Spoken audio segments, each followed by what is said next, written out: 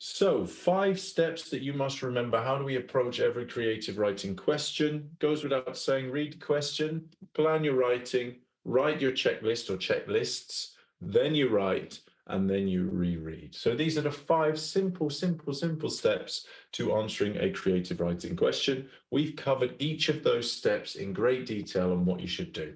So, when you read the question, you need to underline the keywords, know what you're talking about, produce a little plan. Right. Again, we spoke about what you can do for your plan there. Your checklists, we know we've been going over those the whole week. Writing, you've had plenty of practice this week. All right, keep practicing before your exams as well, because we have seen some really good stuff so far. And then rereading, just spending a few minutes going over it. So, guys, for example, for your homework today, you can do some practice with this. Try and do it under timed conditions. Try and tick off all 5. Okay, that's how we're going to approach each question. So, read the question and read it again if you need to. Make sure you understand what you need to do and stop and think. All right, have a moment. Okay, so then you need to plan your story. Brief plan, right? No more than 5 minutes if possible. Just have an idea of the beginning, the middle, and the end. The setting. What are we going to put in the setting?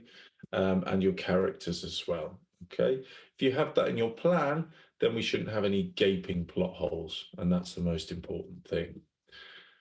Then we're going to write our checklist. So write them at the top of your page. Anything structural, remember, for example, from our punctuation yesterday, anything structural in terms of beginning, middle, and end, or hook, description, climax, so map. So any keywords that you know you must include and you want to tick off as you go through, please get those written down on the top of your piece of paper.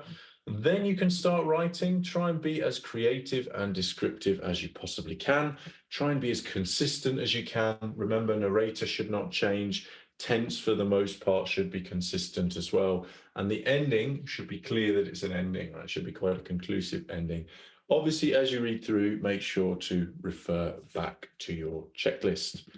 And finally, spend a few minutes at the end, however long you have really, rereading, checking your spelling, punctuation, and grammar, but also double checking for any mistakes.